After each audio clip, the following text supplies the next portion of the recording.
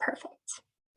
So welcome everyone. My name is Nicole Azolis. I am the Archivist Supervisor of the Lambton County Archives located here in Wyoming, Ontario. Today is the last of our 4-part Lunch and Learn series. We are going to be focusing on online resources today.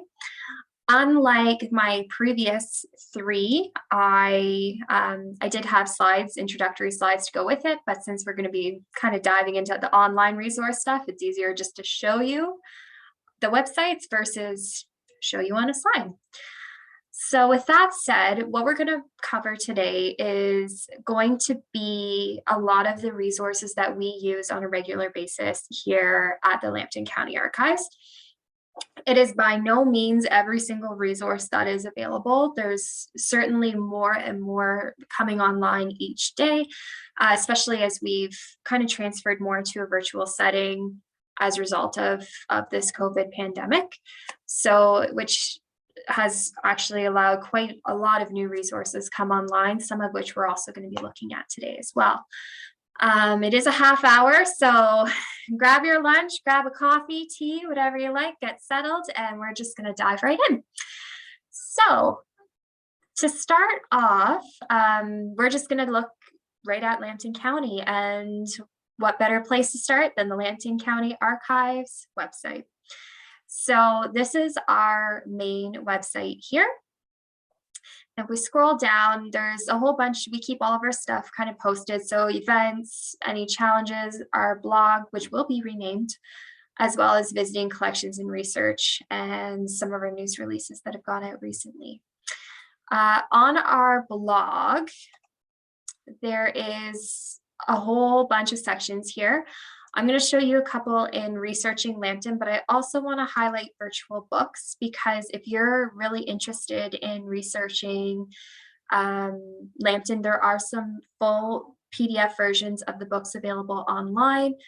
There's 2 war books as well as Warwick history books.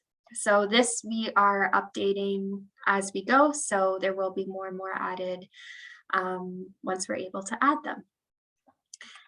The other one I want to show you is recently we released an online resource section on our blog page that has links to some of the most common sites that we use. And I did pull up some today that we're going to go over.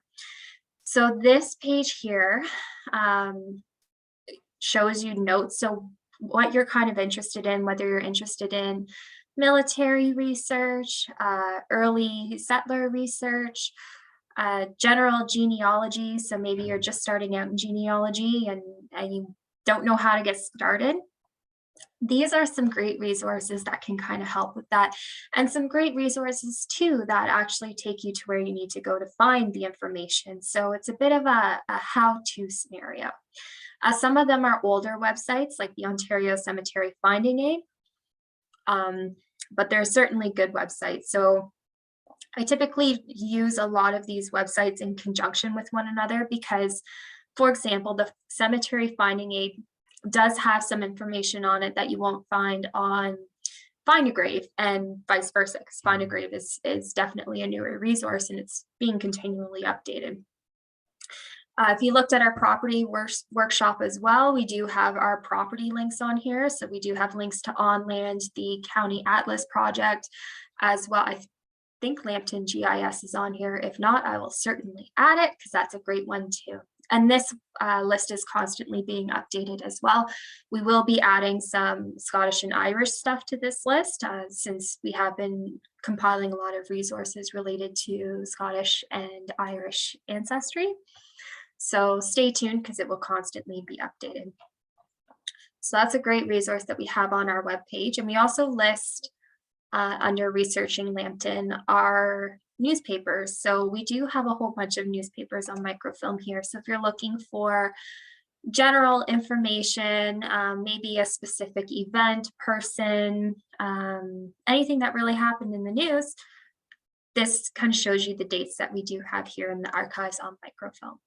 And some of it has been indexed. So the Sarnia Observer has been indexed for births, marriages, and deaths, as well as general news articles too. So unique, like whether it was say Polysar or other businesses, places, parks, whatever. All of that's been indexed, and the Petrolia topic and forest also have limited indexes as well.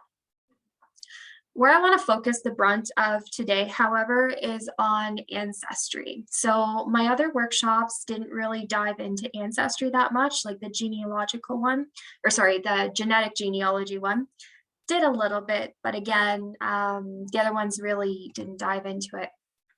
So I want to take a look at Ancestry Library.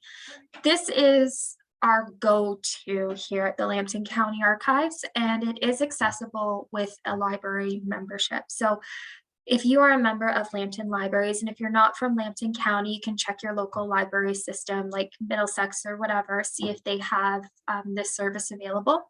You just have to visit the library and you can access Ancestry Library via one of the libraries. Here in Lambton, we also have it available here at the archives for patrons to use as well. So as long as you're connected to county Wi-Fi, you can connect to Ancestry Library. This is a wonderful resource because you don't have to pay to use it. So regular Ancestry, you do have to have a paid account. The downside with Ancestry Library though, is you can't create your family tree on here. So I have my own Ancestry account, but if I'm using Ancestry Library, I'll also use Family Search, which we'll get into a little bit later, because you can have a family tree on there. And again, I'll talk about that one in a bit. Ancestry Library is very straightforward to navigate. So you can have they have census, vitals, military, immigration records.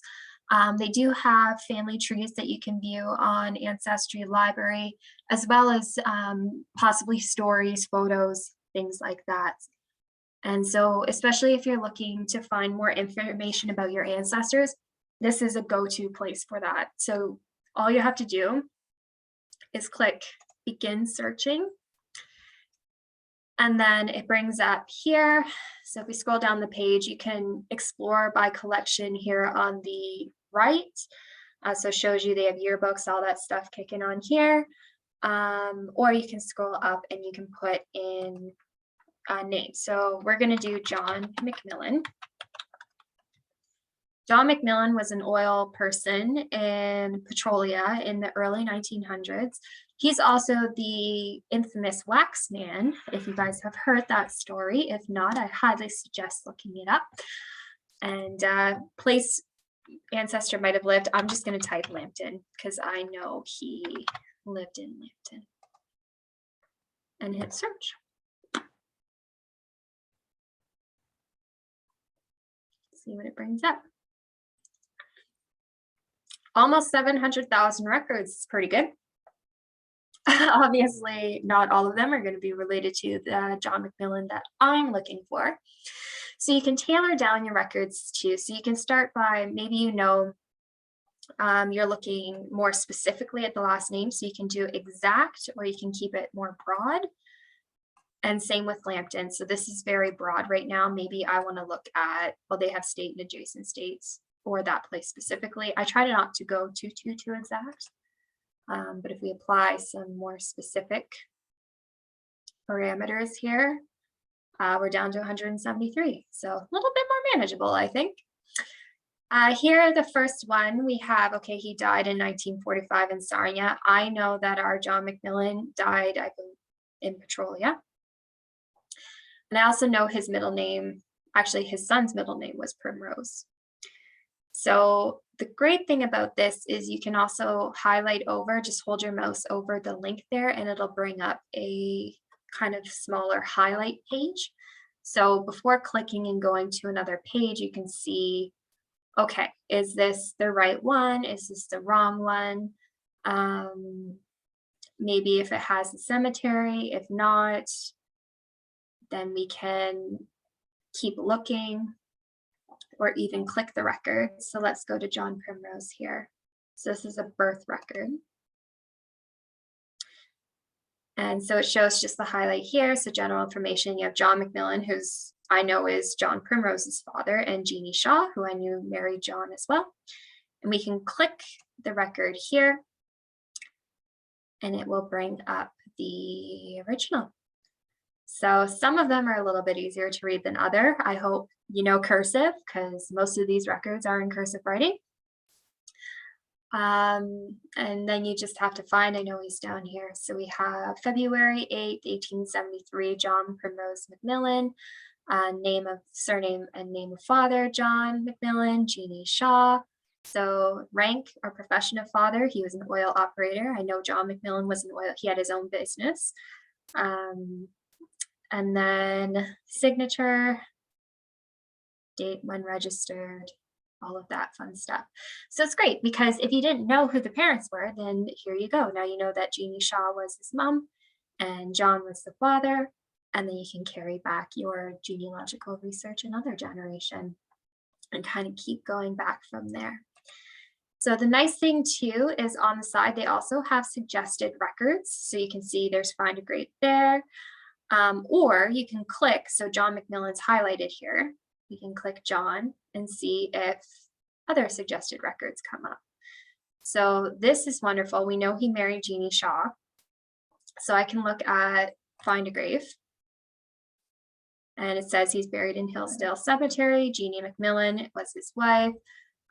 George Patton McMillan, one of the children. And so you start to kind of fill out the family history just by kind of entering in that one search term and then just playing around on there and kind of seeing what you're able to find. So now just by me going through those couple records, not only do I know that Jeannie Shaw and John McMillan were married, I know they had another child, George Patton McMillan.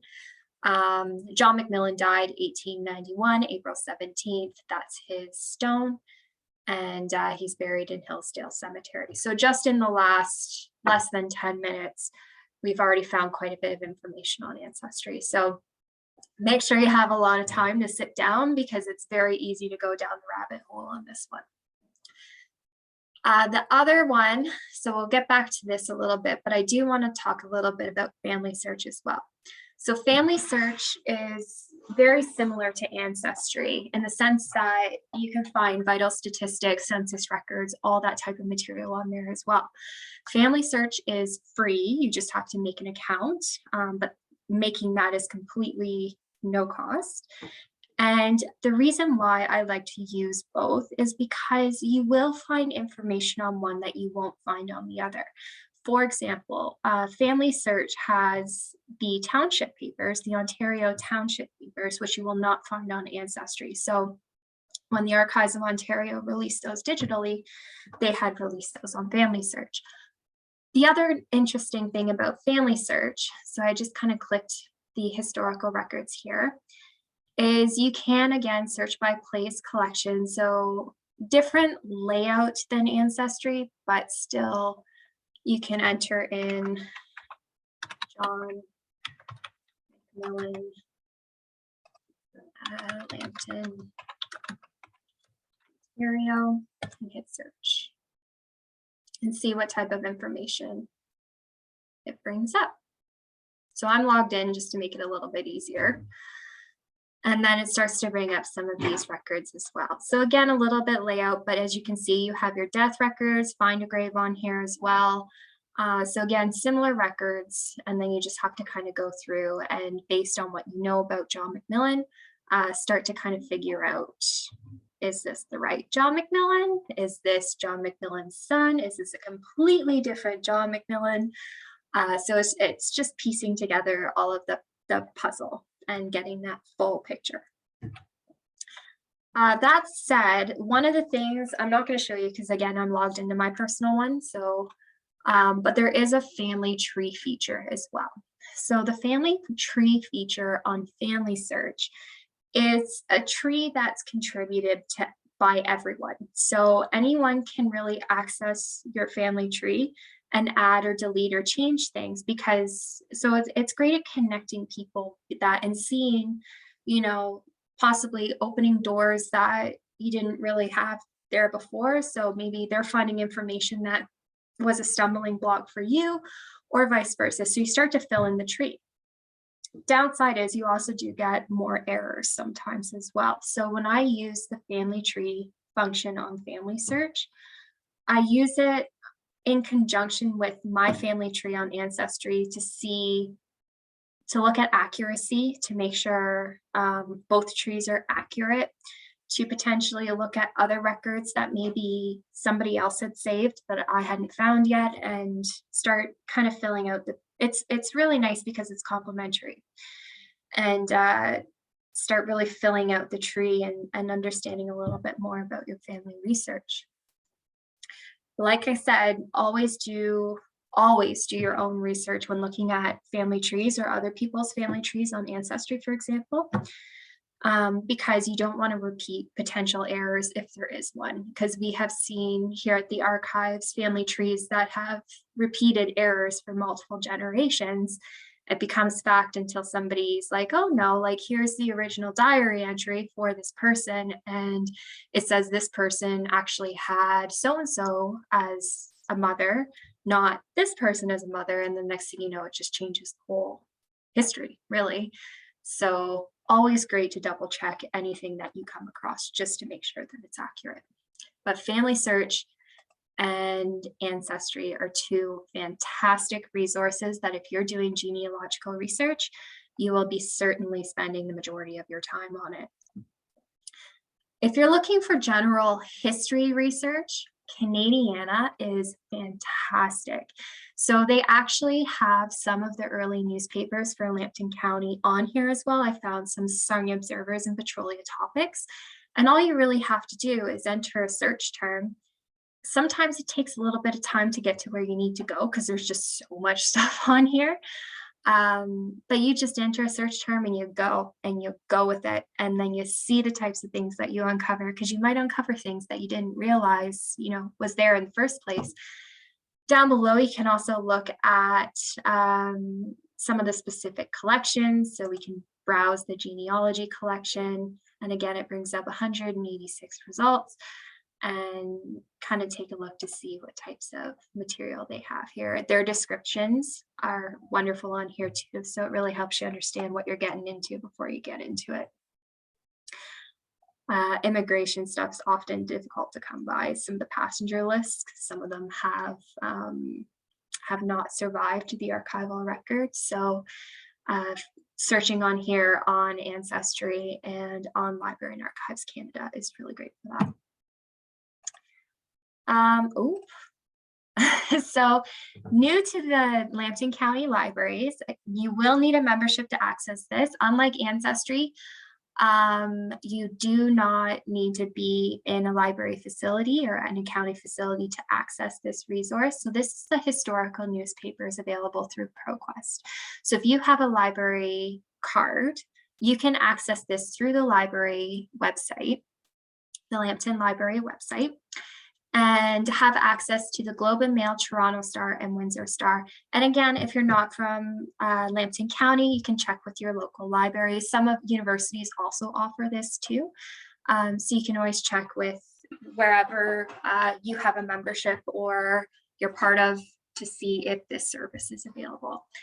So the Globe and Mail, if you're looking at oil history in Lambton, Globe and Mail is wonderful for that. So they covered a lot of the early Enniskillen Township and even oil history in Kent County as well. Toronto Star, you have a lot of, especially in the 1900s, we'll see, especially thinking about the Sarnia art movement, for example, and the Women's Art Conservation Association.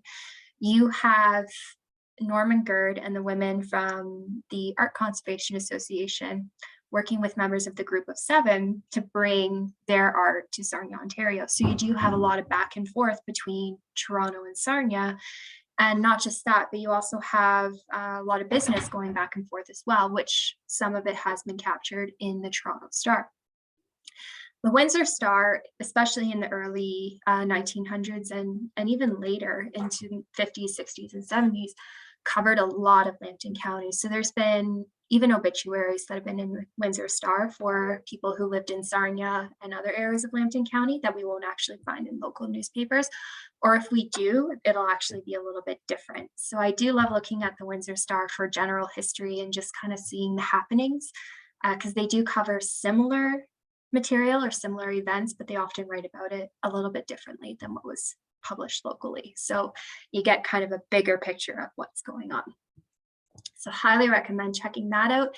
Again, you have to go through the Lambton County Library website and input your library card number, and then you will have access to this database. In the effort of time, because we have 10 minutes already, time flies.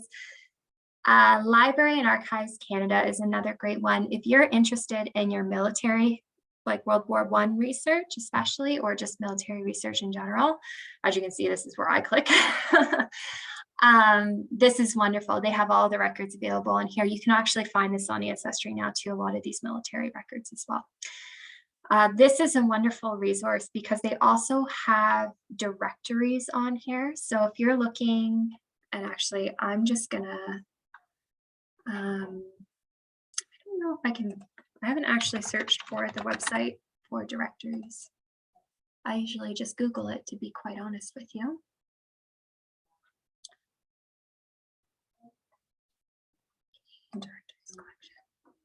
Yeah, so this is what I use probably the most on the website for local history research. If I'm looking to understand businesses, people who lived where for property research, this is a great resource for that. And it's not just Lambton County. You will find London, Kingston, Hamilton, Southwestern. So you'll find Kent, Huron, Windsor, Essex in here, Kingston, all of that. So I usually go down to Southwestern Ontario, and they do have limited years, but they do cover quite a wide range of years. So always check with your local archives too to see what they have, because chances are they might have a few more.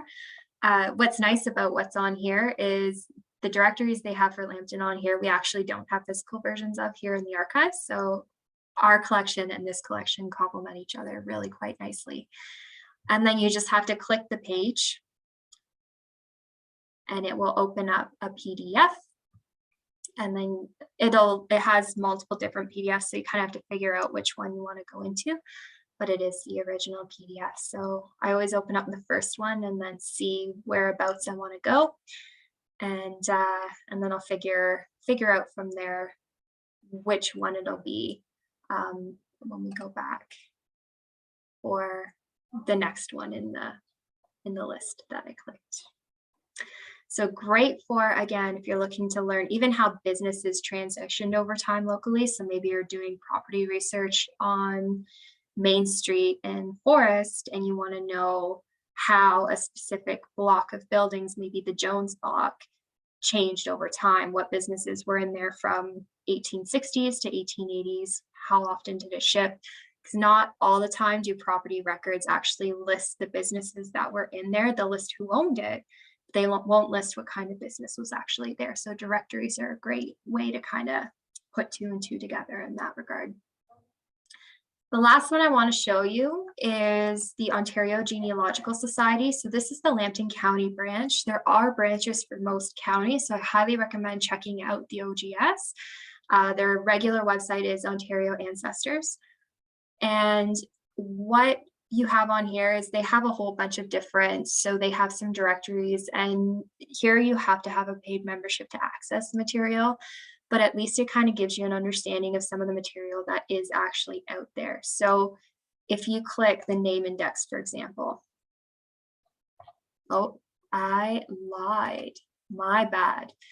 Which one is it? I was just in there earlier too. Beer's book. The Beer's book's available online via archives.org. Lambton Family History Collections, the one I was in.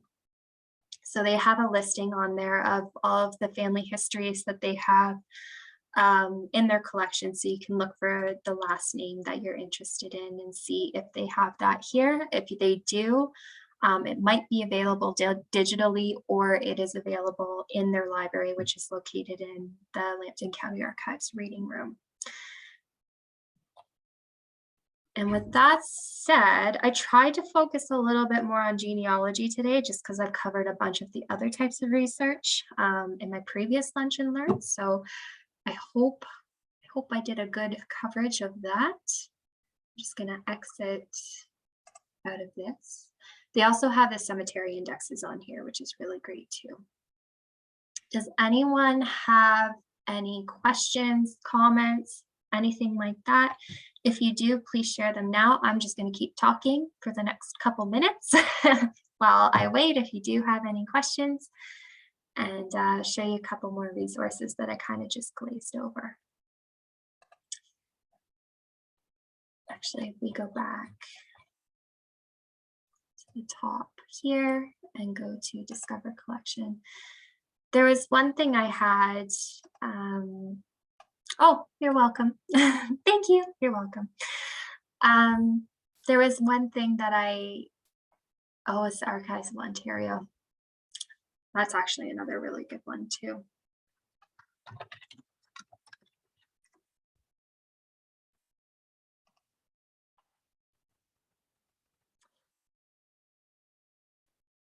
So this is a really good resource. They have some really nice online exhibits and really good tracing your ancestors. If you are looking for vital statistics, so births, marriages, or deaths that are protected underneath the Privacy Act, this is who you would access or who you would reach out to in order to see if as a direct descendant, you might be able to gain access to that material. So they do have a form on here that you are able to fill out, and they also tell you what is available publicly. So you have births predominantly up to 1917, marriages 1939, deaths 1949. Any registrations after, they tell you who to contact and give you the link, which is great. And then it also, if you click here, tells you a little bit more information about what's available as well. And their online exhibits are pretty cool too. They do have one on land, and it talks about the history of Upper Canada and how it went from the Hess district to the Western district to how we know the county system today. So, and they do have a lot of really other interesting ones on here. Wartime Stories is a really great one too. And women as well is really, really an interesting one. So with that said, no questions that I see here. So thank you for joining us today and supporting us in our Lunch and Learn series. Certainly stay connected to our Facebook or website in order to see upcoming events. We do have an in-person property workshop coming up at Forest Library in a few weeks, so that will be posted on the library's website. And we do have another Heritage Hour coming up, I believe in November this year. And we just did our last one, which was Mysterious Artifacts a couple weeks ago. You can view all of that, all of our previous Lunch and Learns and any other our recorded material, even old movies as well, on the Lambton County Archives YouTube page. So I hope everyone has a wonderful day, and thank you for joining.